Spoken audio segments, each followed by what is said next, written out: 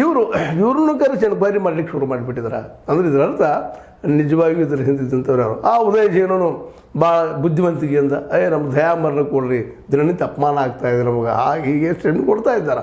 ಯಾಕೆ ದಯಾಮರಣ ಕೊಡೋದ್ರೆ ಸುಲಭದ ಕೆಲಸ ಅಂತ ಅವ್ರಿಗೂ ಗೊತ್ತದು. ಯಾಕಂದ್ರೆ ಬುದ್ಧಿವಂತರ ಲೋಕ.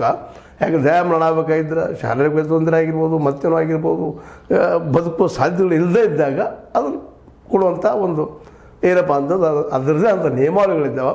ಈ ಸಂದರ್ಭದಲ್ಲಿ ಅದರಲ್ಲೂ ಈ ಕೇಸ್ನಲ್ಲಿ ತಳಕ್ಕೆ ಹಾಕ್ಕೊಂಡಂಥ 3 ಜನ ಮತ್ತು ಏನಾಗ್ತಾಯಿದ್ದು ಇಲ್ಲಿವರೆಗೆ ಏನಾಗಿತ್ತಪ್ಪ ಅಂದರೆ ಸೌಜನ್ಯ ಕೇಸ್ ಮುಚ್ಚೋಯ್ತು, CBIದಿಂದ ಆಗಲಿ ಮತ್ತೊಂದರಾಗಲಿ ತನಿಖೆ ಇಲ್ಲ ಅನ್ನುವಷ್ಟರಲ್ಲ ಈ ಜನ ತಿಮರೋಡಿ ಮಟ್ಟಣ್ಣವರ ಜೊತೆ ಈಗ ಇನ್ನೊಂದು ಹೆಸರು ವಿಠ್ಠಲಗೌಡ, ನಮ್ಮ ಸೌಜನ್ಯಳ ಮಾವ, ಇವರು ಕೂಡ್ಕೊಂಡು ಮತ್ತು ಇನ್ನುಳಿದ ಜನರಿಗೆ ಕೊಡು ಮತ್ತು ಇವರು ಯಾರೂ ಇನ್ನೊಂದು ಗಮನಿಸಬೇಕಾಗಿದ್ದು ಇವರೆಲ್ಲರೂ ಮೂಲಭೂತವಾದಿ BJP ಅಥವಾ RSS ಜನರೇ ಇವರೆಲ್ಲ.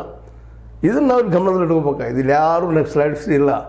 ನೆಕ್ಸ್ಲೈಟ್ಸ್ ಬರೋ ಒಂದು ವಿಷಯ ಇಲ್ಲಿ ಬರ್ತಾ ಇದೆಯಪ್ಪ ಅಂದರೆ ಭೂಮಿಯಲ್ಲಿ ಕಳ್ಕೊಂಡಂಥವ್ರು ಪಾಪ ನೋವು ಹಂಚ್ಕೊಂಡಿದ್ದಾರೆ. ಅದ್ರ ಸಲ ಹೋರಾಟ ಮಾಡಿದ ಚಿಂತೆಯಲ್ಲಿ ಅವ್ರ ಈಗ ಬಂದದ ನಮ್ಮ DC ಇದ್ದಂಥವ್ರು ದಕ್ಷಿಣ ಕನ್ನಡ ರಿಟೈರ್ ಆಗಿದ್ದಾರೆ. ಸ್ವಯಂ ನಿವೃತ್ತಿ ಘೋಷಣೆ ಮಾಡಿಕೊಂಡು ತಮಿಳುನಾಡಿನ ಇವತ್ತು MP ಇದ್ದಾರೆ. ಅವರು ಸಹ ಮಾನ್ಯ ಅದನ್ನು ವ್ಯಕ್ತಪಡಿಸಿದ್ರು ತಮ್ಮ ಇಂಟರ್ವ್ಯೂಲ್ಲಿ. ಅಂಥ ಕೇಸು ಸಾಕಷ್ಟು ನಮ್ಮ ಕಡೆ ಬಂದಿದ್ದವ್ರಿ ಅಂತೇಳಿ.